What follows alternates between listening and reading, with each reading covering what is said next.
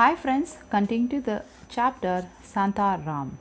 He drank half the long glass, let out a loud, wide-mouthed sign of pleasure, and then drank the rest.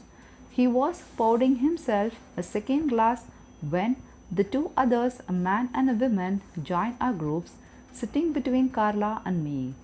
The dark, brooding, undernourished young man was an Modena, a door and an tactarium Spaniard who did the black market business with a French, Italian, and African tourist. His companion, a slim and a pretty German prostitute named Ulla, had for some time allowed him to call himself as her lover. Ha, Modena, you are just in time to buy the next round. Divider shouted, reached past Carla to slap him on the shoulder. I will have a whiskey and soda, if you please. The shorter man flinched under the blow and scolded unhappily, but he called the waiter to his side and ordered the drink. Ulla was speaking with Carla in a mixture of German and the English that, by accident or intent, observed the most interesting parts of her conversation. How could I know it, na? How was it possible for me to know that was Spinner? Total wrecked, I tell you. At the start, he looked totally straight to me. Or maybe, do you think that was a sign? Maybe he was a little bit too straight looking. Naja, 10 minutes into the room, or LOT of the Kalmoten Komen. On my best dress, I had to fight with him to save my clothes, der Springfichter Spritzenzer Uli air. All over my clothes, Gibbs Jan knitted, and later, when I went to the bathroom for a little sniff of a cokes, I came back to see an daffer Arsinin Squajan Gan tief in einer mein Scots hat. Can you believe it? In my shoes, knits zu Fazen. Let's face it, Carla said gently. The crazy one always know how to find you, Ulla. Zay Lither, what can I say? Crazy people love me. Don't listen to her, Ulla, my love. Dictator consoled her. Craziness is a basic of many a fine relationship. In fact, craziness is the basis of every fine relationship. Didier Ulla signed, mouthing his name with a small smile on her exuberant sweetness. Have I told you to get you fucked Ed? No, he laughed, but I forgive you for the lapse between us, my darling. Such things are always impelled and understood. The whiskey arrived in a 4 small flasks, and the waiter pressed the top of a 2 sodas bottle with a brass bottle open that hung from a chain at his belt. He let the top bounce on the table and fall to the floor, then switched a grimsy rag over the wet surface of the table, forcing us to duck and weep at the moisture spill in all directions. 2 men approached our table with from 2 different parts of an restaurant, one to speak to the dilder and the other with Modena. Ulla used the moment to lean closer to me. Under the table, she pressed something into my hand. It felt like a small roll of bank notes, or her eyes pleaded with me not to draw an attention to it. And she talked to me. I slipped the notes into my pocket without looking at them. So you have to decide how long you are going to stay here, she asked. I don't know, really know. I'm in no hurry. Don't you have something waiting for you somewhere, or someone you should go to? She asked, smiling with an adroit but fashionless coquetry. Seduction was a habit with her. She turned that the smile on her customers, her friends, the waitress, even on Dictator, whom she openly disliked. On everyone, in fact, including her lover, Modena. In the months and the years that followed, I heard a lot of people criticize Ulla, some of them cruelly for her flirtation. I didn't agree with them. It seems to me, as I got to know her well, that she flitted with the world because flittering was the only real kindness she never knew or shared. It was her way of being nice or making sure that men were nice to her. She believed that there wasn't enough niceness in the world, and she said so in exactly those words more than once. It wasn't deep feeling and it wasn't deep thinking, but it was right as far as I went, and there was no real harm in it. And what the hell, she was beautiful girl, and it was a very good smile. No, I lied. There is no one waiting and no one I should go to. And don't you have any wily soul itch das Sagan? Any program? Any plan? Not really. I'm working on the books. During the time since the escape, I have learned that telling people a small part of a truth, that I was a writer, provided me with a useful and flexible cover stories. It was a voyage enough to explain extended stays or sudden departure, and the world research was comprehensive enough to account for inquiries about a certain subjects, such as transparent and travel and the ability of false documents that I was sometimes forced to make over the cover story granted me a measure of privacy. The simple threat to tell the people at the length of my work in progress usually discouraged all but the most perceptibly curious. And I was a writer. In Australia, I had written since my early 20s. I had just begun to establish myself through my first published work when my marriage collapsed. I lost the custody of my daughter and I lost my life in the drugs, crime, imprisonment, and escape. But even as a fugitive, writing was still a daily custom and a part of my institutional routine. Even there is an Leopold's, my pockets were full of notes, scribbled onto the napkins, receipts on the scrap of a paper. I never stopped writing. It was what I did.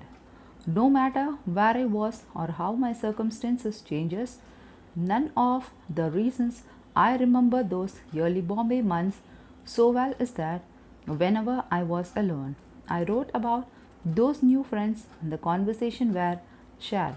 And writing was one of the things that saved me. The discipline and the abstraction of putting my life into the words every day helped me to cope with the shame and its first cousin, despair. Well, says she, I don't see what to write about in Bombay. It is not a good place, Ja. My friend Lisa says this is the place they were thinking about when they invented the word pits, and I think it is a good place for calling a pits. Better you should go somewhere else to write about, like Rajasthan, maybe. I did hear that it is not a pits there in Rajasthan. She is right, Lynn, Carla added. This is not India. There is a people here from every parts of India, but Bombay isn't India. Bombay is an own world, a world in itself. A real India is out there, out there, out there, where the light stops. I am sure you are right, I answered, smiling in an appreciation of the phrases. But I like it here. So far, I like the big cities, and this is the third biggest city in the world. You're beginning to sound like your tour guide, Carla joked. I think maybe Prabhagar has been teaching you too well. I guess he has. He has been filling my head with the facts and the figures every day for 2 weeks. Quite amazing, really, for an ugly guy who left school when he was 7 and taught himself to read and write here on the street. He was 7 and taught himself to read. What facts and figures? Ulla asked. Well, for instance, the official population of Bombay is 11 million. But Prabhu says that the guy who ran the illegal numbers racket have a better idea of a real population.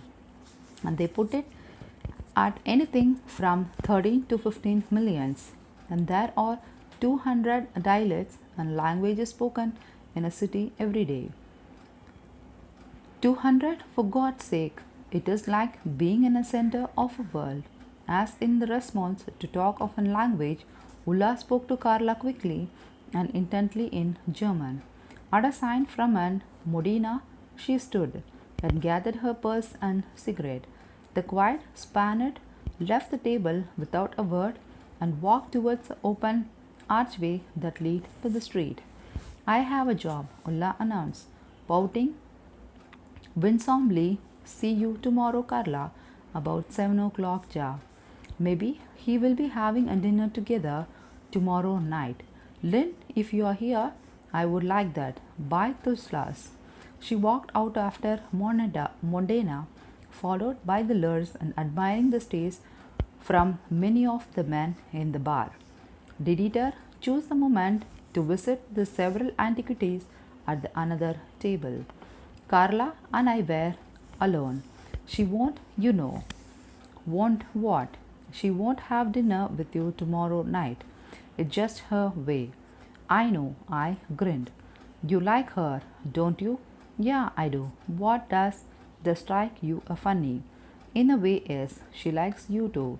She paused, and I thought she was about to explain her remarks, but when she spoke again, it was a chance the subject. She gave me you some money. American dollars. She told me about it in German, so Modena wouldn't understand. You are supposed to give it to me, and she will collect it from a place at 11 tomorrow, okay? Do you want it now? No, don't give it to me here. I have to go now. I have an appointment. I will be back in about an hour. Can you wait till then, or come back and meet me then? You can walk me home if you like. Sure, I will be there.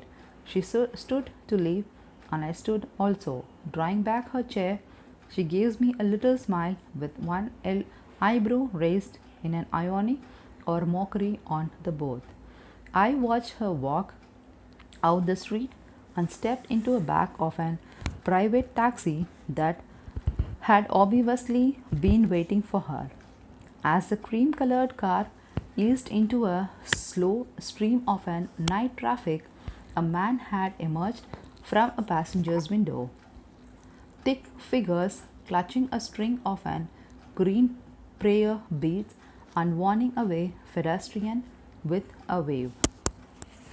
Alone again, I sat down, set my chair against the wall, and let the activity of Leopold and its Camillus patron close over me.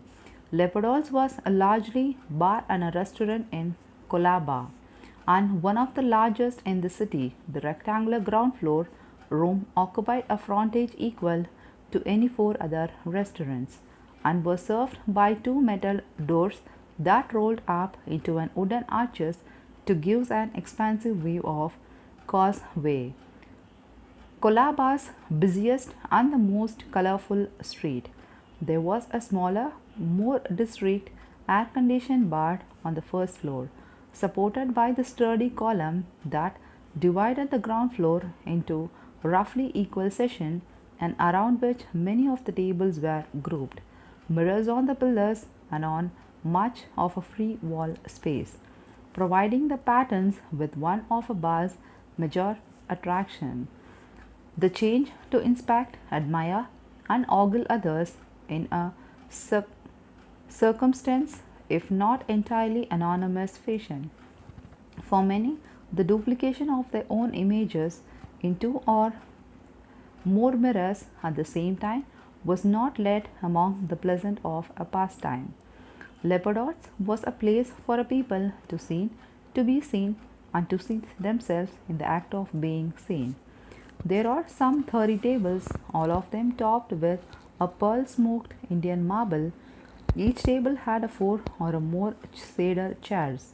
60 minutes chair, Carla used to call them, because they were just uncomfortable enough to discourage customers from staying more than an hour. A swarm of an broad fan buzzed in the high ceilings, stirring the white glass pendulum lied to a slow, majestic way. Mahogany term lined the painted walls, surrounded the windows and the doors, and framed the many mirrors. Rich fruits used in the desserts and the juices, pawpaw, papaya, custard apple, mosambi, grapes, watermelon, banana, santra, and in the season for varieties of mangoes were displayed across the whole surface of one wall in an gorgeous abundance. A vast solidity manager's counter persisted, like the bridge of an sailing ship, over the dusky busy of the restaurant. Behind that alone, a narrow corridor, one corner of an frantic kitchen, was occasionally visible beyond the scurry of waiters and sweating clouds of steam. A faint but still spontaneous vigilance struck and held the eyes of all who walked through those wide arch in an Leopard's little world of light, color, and richly planned woods. It is a chief slender was truly admired by none but it humbles workers. However, for it was only when the bar was closed and the cleaners removes all the furniture each morning that the beauty of the floor was exposed. It is intricate tile work replicated the pattern used in a North Indian palace, with an hexagon in the black, green, and brown radiating from an central sunbird, and thus a paving design for the princess, all but invisible to the tourist with their eyes on their own reflection in the dazzling mirrors, revealed its luxurious perfections only in the secret to the naked feet of cleaners, the city poorest and the meekest working men. For one cool, precious hour each morning after it's opened, and the floor has been cleaned, Lebanon's was an oasis of quiet in struggling the city. From then until it closed at midnight, it was constantly covered with visitors from 100 countries, and the many locals, both foreign and the Indians, who came then from every part of a city to conduct their business. The business ranged from a traffic in drugs, currencies, passports, gold, and sex to the intangible but no less luxuriate trade in influences, the unofficial systems of a bribe and favor by which many appointments, promotions, and the contracts were facilitated in India. Leopold's was an unofficial free zone, scrupulously ignored by the otherwise efficient officers with the Koleba police station directly across the busy street. Yet a peculiar delicate applied to the relationship between an upstairs and the downs, inside and outside the restaurant, and governed all of the business transferred there. Indian prostitutes, garlanded with the ropes of an jasmine flower and plumpy wed in bejeweled saris, were prohibited downstairs and only accompanied the customers to the upstairs bar. European prostitutes were only permitted to sit downstairs, attracting the interest of a man who sat at the other table or simply paused on the street outside. The deals for the drugs and the other contraband were openly transacted at the table, but the goods could only be exchanged outside the bar. It was common enough to see the buyers and the sellers reach the agreement on price, walk outside to hand over the money and the goods, then walk back inside to resume their place at the table. Even the brokerages and the influence peddlers were bound by those unwritten rules.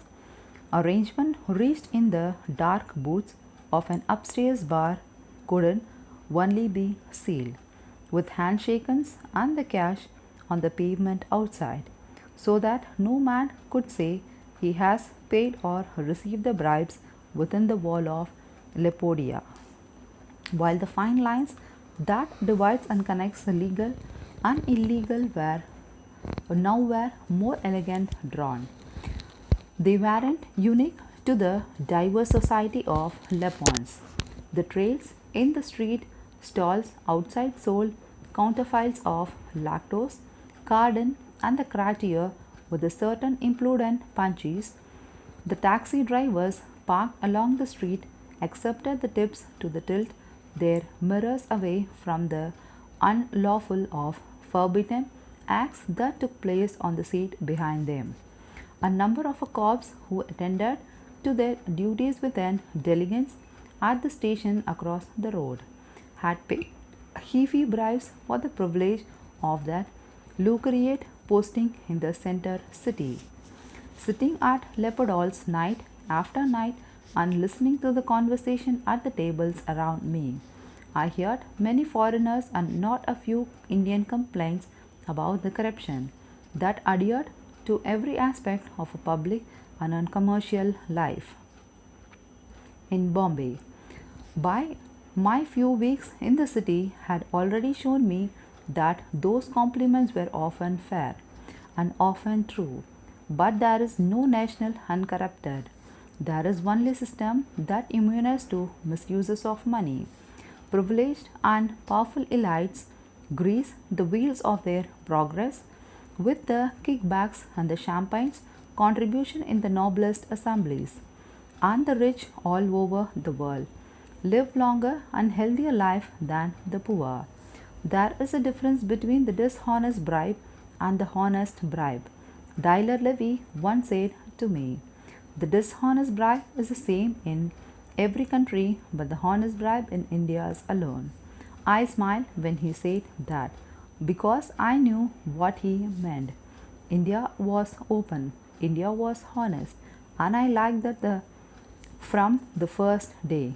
My insist wasn't to criticize. My instinct in the city I was learning to love was to observe and become involved and enjoy. I couldn't know that in the month of a year to come, my freedom and even my life would depend on an Indian willingness to tilt the mirror. What alone? Dahlia gasped, returning to the table. Setot's trop. Don't you know, my dear friend, it is faintly disgusting to be alone here. And I must tell you that being disgusting is a privilege I reserve exclusively for myself. Come, we will drink. He flopped into the chair beside, calling his waiter to order more drinks. I have spoken to him at Leopold's almost every night for a week, but we have never been alone. It has surprised me that he had been decided to join me before Ulla, Carla, or another of his friends returned. In a small way, it was a kind of an acceptance, and I feel grateful for it. He drummed his fingers on the table until the whiskey arrived, drank half his glass in a greedy gulp, and then relaxed at last, turning to me with a narrow-eyed smile. "You are heavy in thoughts." I was thinking about Leopold's, looking around and taking it all in. "A terrible place," he sighed, shaking his head on his thick skull. "I hate myself for enjoying it so much here." Two men wearing a loose trousers, gathering tightly at the ankles, and the dark green vest over their long-sleeved, high-length shirts, approached us and drew a dire, keen attention. They nodded to him, provoking a broad smile and a wave, and then joined a group of friends at a table not far from our own. "Dangerous men," Dider muttered, his smile still creasing his face as he stared at their backs. "Afghans, Rafiqs, the small one. He used to run the black market in the books, passports. He was the boss, a very big fellow previously. Now he runs a brown sugar through Pakistan. He makes a lot more money from the brown sugars, but he is very bitter about his losing of book business. Men were killing in that struggle, most of them his men. It wasn't possible that he could have been heard the remarks, but just then the two Afghans turned in their seats and started at us with the dark, serious expression as if responding to his words. One of their companions at the table leaned close and spoke to them. He pointed at Dider, then at me, and they shifted their gaze to look directly into my eyes.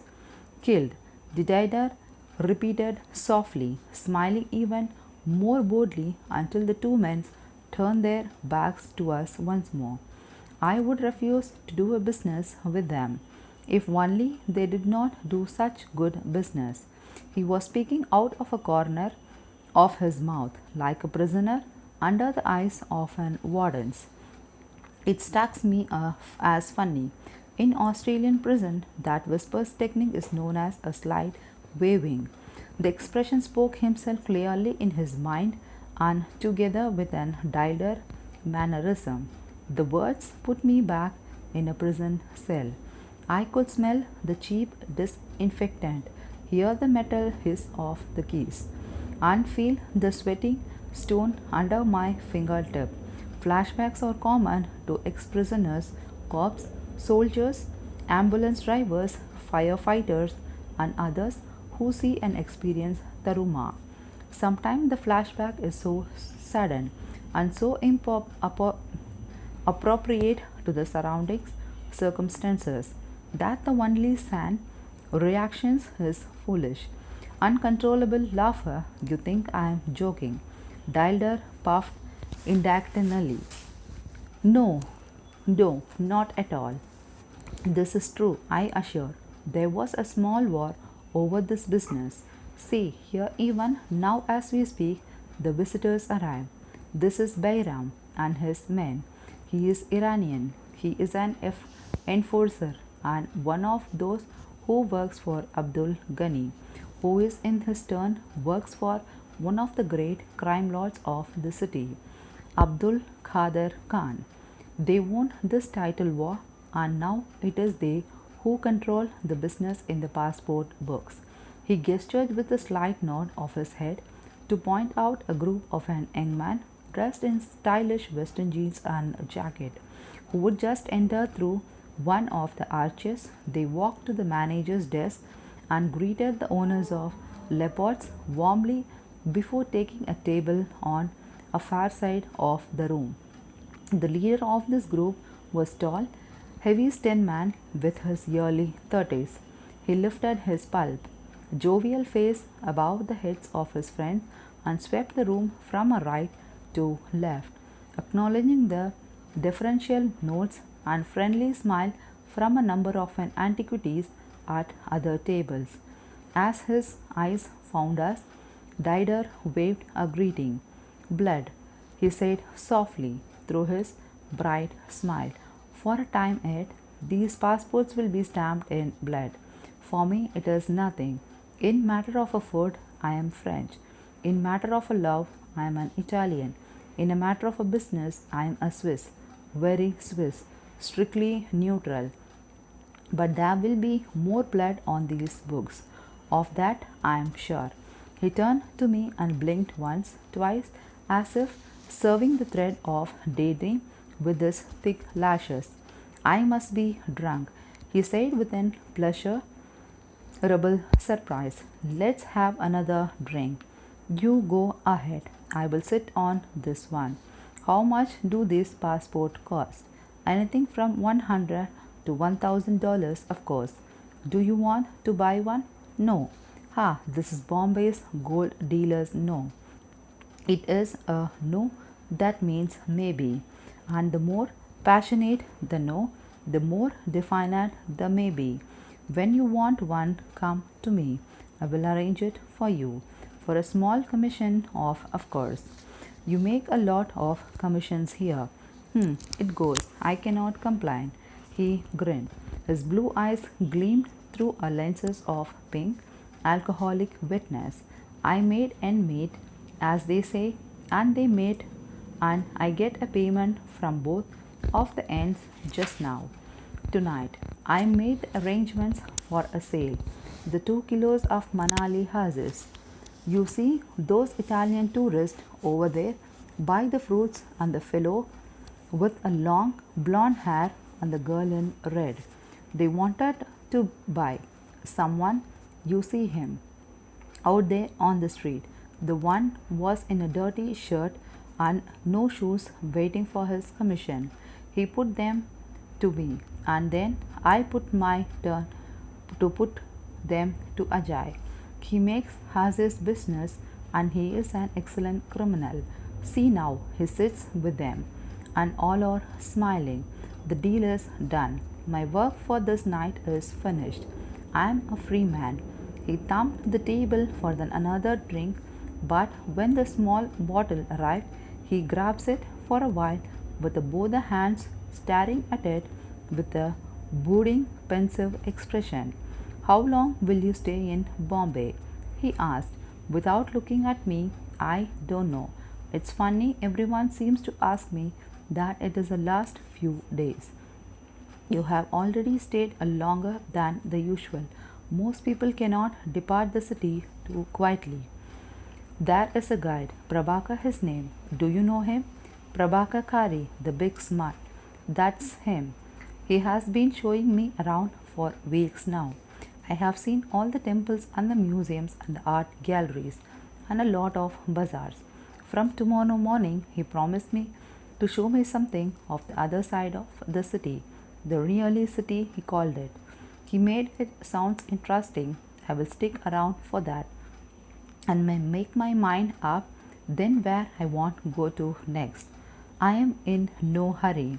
It is a very sad thing to be in no hurry, and I would not be so free in attempting it if I were you, he said, still staring at the bottle. When he wasn't smiling, his face looked flabby, slack, and pale grey. He was unwell, but it was the kind of an unwell you have to work at. We have to saying in Marcellus, a man is no hurry, gets now here fast. I have been in no hurry for 8 years. Suddenly his mood changed. He poured a splash from the bottle, looked at me with a smile, and raised his glass. So let's drink. To Bombay, a fine place to be in no hurry, and to civilize the policeman, you will accept a bribe in the interest of the orders, if not of the law. To the bakshees, I will drink to that, I said, chattering my glass against his in the toast. So tell me, Dider, what keeps you here in Bombay? I am French, he replied, admiring the Jew on his half-raised glass. I am gay, I am a Jewish, and I am a criminal, more or less in that order. Bombay is the only city I have ever found that allows me to be all four of those things at the same time. We laughed and drank, and he turned his gaze on a wide room, his hungry eyes finally coming to rest on a ground group of an Indian men who sat near one of the entrances. He studied them for a while, sipping slowly at his drink.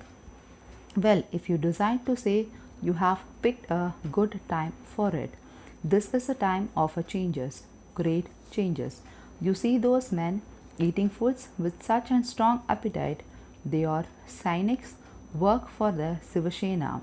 Hatchet men, I think, is a charming English politics phrases you guided as he told you for the Sena. No, I don't think so. A conscious lasp, I would say. The Sivasena party is a phase of future in Bombay. Perhaps their board and their politic is a future everywhere. What kinds of politics? Oh, religion, language based, ethic, us against them, he replied, grinning cylindrically as he ticked each characterized off on the fingers of his left hand. They were very little, soft hand. His long fingernails were black with the dirt under the edges. The politics of affair. I hate politics, and the politics even more. They make a religion of being greedy. It's unforgivable. A man's relationship to his greedy is deeply personal thing. Don't you think? The Shiva Sena controls the police because they are the Maharashtrian party, and most of the lower rankers of a police are Maharashtrians. They control a lot of a slum too, and many of the unions and some of the press. They have and everything in fact except the money. Oh, they have the supporters of the sugar barons and some of the merchants, but the real money, the industrial money and the black money, that it is in the hand of an Paris and the Hindus from the other cities in India, and most hated of all, the Muslims. And here the struggle, the Gura economic, the truth behind their talks of race and language and religion. They are changing the city a little less and a little more every day. Even the name has been changed from Bombay to Mumbai. They haven't managed to change the maps yet, but they will do it. And they will do almost anything, join with almost anyone in their quest. There are opportunities, fortunes just in a few months. Some cynics or not the public one, not the highly placed one, made a deal with Rafiq and his affans and the police. In exchange for certain cash and concessions, the police closed down all but a few of opium dens in the city. Dozens of the finest smoking parlors, places that have served the community for generations, were closed in a single week. Closed forever. Normally, I do not interest myself in the pigsty of the politics or in the slaughterhouse of a big business for that matter. The only force more than rudderless and clinical than the business of a big politics in the politics of a big business. But this is a big politics and a big business together in the decoration of an opium smoking, and I insist. I ask you, what is Bombay without its chandu, its opium, and its opium dens? What is the world coming to? It is a disgrace. I watched the man he had described as they have concentrated with energetic single mindedness on their meal. The table was heaped with the platters of rice, chicken, and the vegetable dishes. None of the 5 men spoke, nor did they so much as look at one another as they ate, blending low to their plates and scooping the food into their mouth rapidly. That is a pretty good line, I commended, grinly wider. The only about the business of a good politician and a big politician and the politics of a big business. I like it. Ha, my dear friend, I cannot claim it as my own. It was Carla who said it to me for the first time, and I have used it ever since. I am guilty of many crimes, of most crime to say the truth, but I have never claimed a cleverness that was not my own. Admirable, I laughed. Well, he puffed, a man has to draw the line somewhere. Civilization after is defined by what we forbids more than what we permit. He paused, drumming the fingers on his right hand on the cold marble table. After a few moments, he glanced around at me. That is one of mine, he said, apparently peeved that I hadn't drawn attention to the phrase. When I didn't react, he spoke again. About the civilization, it was none of mine. And damn clever. I responded quickly. Nothing at all, he said modestly. Then he caught my eyes and we both laughed out loud. What was in for Rafi? If you don't mind my asking, that stuff about closing all the opium dens, why did he go along with it? Go along with it, Didal frowned. Why, it was his idea. There is more money to be made from Garred, brown sugar heroin, than there is a form of an opium. And now everyone, all the poor who were Chando's smoker, they have become a great Garad smoker. Rafiq controls the Garad, the brown sugar, not all of it. Of course, no one man control all the thousand of kilos of a brown sugar that comes from Afghanistan, though Pakistan into India, but a lot of it is. A lot of Bombay brown heroines. This is a big money, my friend, big money. Why does the politicians go along with it? It is though not only the brown sugar and the hashish that comes from Afghanistan into India. He confided, lowering his voice and speaking from the corner of his mouth once more. There are guns, heavy weapons, explosives. The Sikhs are using these weapons now in Punjab and the Muslims separates in Kashmir. There are weapons used and there is a power, the power to speak for many of the poor Muslims who are the enemies of Shiva Sena. If you control one trade, the drugs, you can influence the other, the guns. And the Sena party is desperate to control the flow of guns into their state, their Maharashtra. Money and power look there at the table next to Rafiq and his men. You see the three Africans, two men and a woman. Yes, I noticed her before. She was very beautiful. Her young face with its prominent cheekbones, softly rolled nose, and a very full lip, looked as if it has been carved in one volcanic stone by the rush of a river. Her hair was braided into a multitude of long, fine, beaded plaits. She laughed, starting a joke with her friends. At her teeth gleamed a large and perfectly white. Beautiful? I think not. Among the Africans, the men are beautiful in my opinion, whereas the women are merely very attractive. For Europeans, the opposite is true. Carla is beautiful, and I never knew a European man who is beautiful than in this way. But that is not another matter. I mean, only to say that they are customers of Rafiq. Nigeria's and at their business between the Bombay and the lagoons is one of the consciousness spin off the terms. I think of this ideal with the Sankins, the Sena has a man at an Bombay customs. So much money is moving from hand to hand. Rafiq's little scheme is a tangle of countries. Afghanistan and India, Pakistan and Nigeria, and of powers. Police and the customs and the politician, all of it have a part of a struggle for control here in our cured and beloved Bombay. And all this integrate group from the closing dawn of my dear old opium dens. A tragedy. This is Rafiq, I muttered, perhaps sounding more flippant than ID intent, is quite a guy.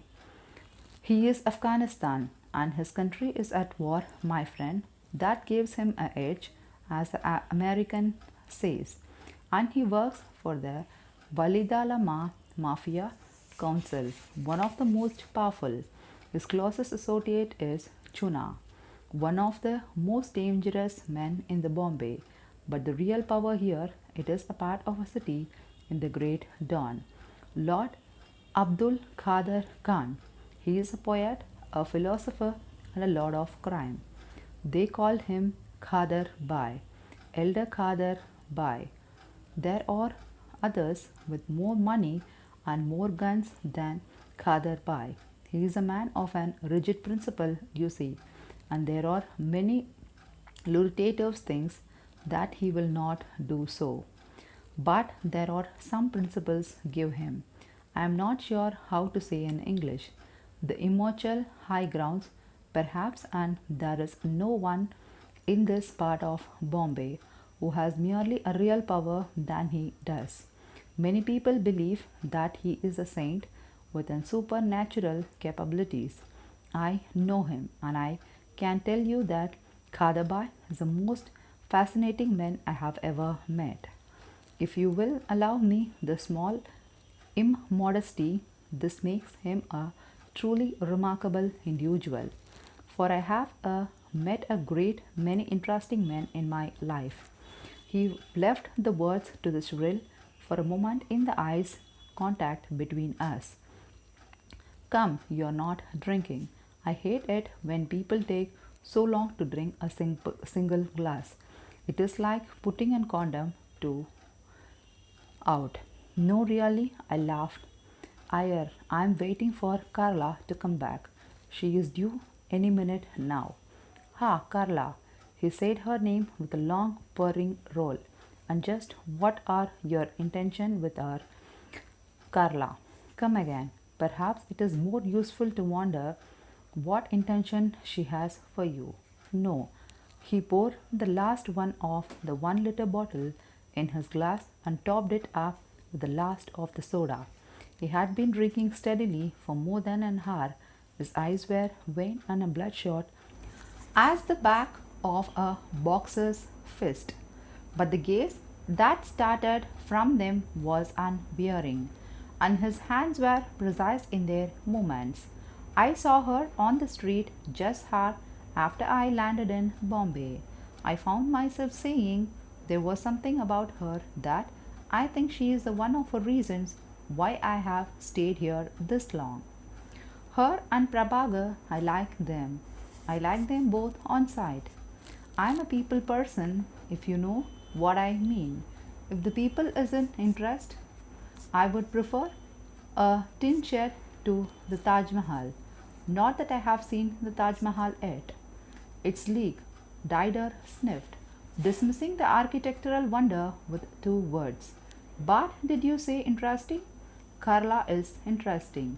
He laughed out aloud again. It was a peculiarly high-pitched laugh, harsh and almost hysterical. He slapped me hard on the back, slipping a little of his drink. Ha, you know, Lynn, I approve of you. If accommodation from me is a very fragile endorsement. He drained his glass, thumped it on the table, and wiped it closely trimmed mustache with the back of his hand. When he saw my first expression, he leaned close until our faces were only a few centimeters apart. Let me explain something to you. Look around here. How many people do you count? We will maybe 60, 80. 80 people, Greeks, Germans, Italians, French, American tourists from everywhere, eating, drinking, talking, laughing, and from Bombay, Indians and Iranis and Afghanistan and Arabs and Africans. But now many of those people have a real power, real density, real dynamic for their place and their time and the lives of thousands of people. I will tell you four people in this room with power, and the rest are like the rest of the people everywhere, powerless sleepers in the dreams. Annoy me. Rest of the people when Carla came back. There will be 5 people in this room with a power. That is Carla, the one you calling interesting. I see by your expression, my young friend, you do not understand what I am saying. Let me put it this way. Carla is reasonably good at being a friend, but she is spontaneously good at being an enemy. When you judge the power that it is in a person, you must judge their capacities as both friend as an enemy. And there is no one in the city that makes a worse or more dangerous enemy than Carla. She stared into my eyes, looking for something, moving from one eye to the another and back again. You know the kind of a power I am talking about, don't you? Real power, the power to make men shine like the star or crush them to the dust, the power of a secret, terrible secret, the power to live without remorse or regrets. Is there something, if your life, Lynn, that you regret? Is there anything you have done? that you regret it. Yes, I guess yes. Of course you do, and so do I regret things I have done and not done, but not Carla. And this is why she is like the others, the few others in this room, who has a real power. She has a heart like theirs, and I don't know. Ha, forgive me, I am almost drunk, and I see that my Italians are leaving. Ajay will not await for much longer. I must go now and collect my little commissions before I can allow myself to be completely drunk. He sat back in his chair and then pushed himself to his feet by leaning heavily on the table with both of his soft white hands. Without another word or look, he left, and I watched him walk towards the kitchen, threatening his way through the tables with a rolling, spongy step of an practiced drinker. His sports coat was cheered and wrinkled at the back, where he had been leaning against the chair. The seat of his trousers hung in an baggy folds. Before I knew him well, before I realized how much, if I mean, that he lived with crimes and patient for 8 years in Bombay without making a single enemy and without borrowing a single dollar, I tended to dismiss Tyler as little more than an amusing but hopeless drunkard. It was an easy mistake to make, and one that he himself encouraged. The first rule of a black business everywhere is never let anyone know what you are thinking. Dyer, correlatively to rule was always know what the others think of you. The shabby clothes, the matted, the curly hairs pressed flat in the place where it has rested on the pillow the night before. Even his fondness for alcohol, exaggerated into what seems to be debilitating addiction, that were all expressions of an image he cultivated and were as carefully manifested as a professional actor. He made people think that he was harmless and helpless, because that was a price opposite of the truth. I had little time to think about Dreyer and the fuzzing remarks he had made. However, because Carla soon returned, and we left the restaurant almost at once. We took a long way to her small house, walking beside the sea wall that turns from the gateway of India to the Radio Club Hotel. The long wide street was empty. On our right, behind a row of an palm tree, were hotels and apartment buildings. A few lights here and there showed window craft of a life being lived in those rooms. A sculpture displayed on a one wall, on a shelf of a book on another, a poster of some Indian deity framed in wood, surrounded by the flowers and smoky streams of incense, and just visible in the corner of a street level window, two slender hands pressed together in prayer. On our left was a vast segment of the world's largest harbor, the dark water studded by the moorage lights of 100 ships at anchor.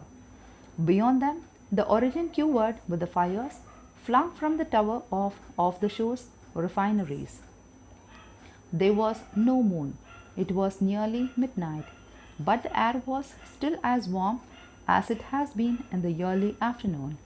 High tide on an Arabian sea brought occasionally sprays over the waist high stone walls, mist that drilled on Simons, all the way from the coast of Africa. We walked slowly and looked up often at the sky, so heavy with the stars that the black net of a night was bubbling, overflowing with its glitter hall. Imprisonment meant years without a sunrise or a night sky, looked in a cell for 16 hours each day, from early afternoon to late morning. Imprisonment meant that they took away the sun and the moon and the stars. Prison was in hell, but there was no heaven in it, either in that own way, they have just as bad. You can take this good lister's business a little too far, you know. What? Oh, sorry, I was thinking. I apologized and shook myself into the moment. Hey, before I forgot here, that's the money Ulla gave me. She accepted the roll of her notes from me and shoved it into her handbag without looking at it. It's strange, you know.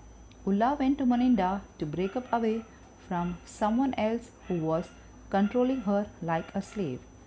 Now she is Montana's slave in any way. But she loves him, and that makes her ashamed that she had to lie to him to keep a little money for herself. Some people needed the master slave things. Not just some people, she responded with a sudden and disconcerting bitterness.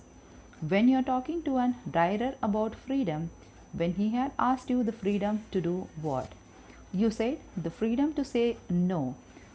It is funny, but I was thinking it's more important to have a freedom to say yes. Speaking of Dyler, I said lightly, trying to change the subject and lift her spirit. I had a long talk with him tonight. While I was waiting for you, I think Dyder wouldn't done most of the talkings, she suggested. Well, yes, he said, but it was interesting. I enjoyed it. It is the first time we were ever talked like about.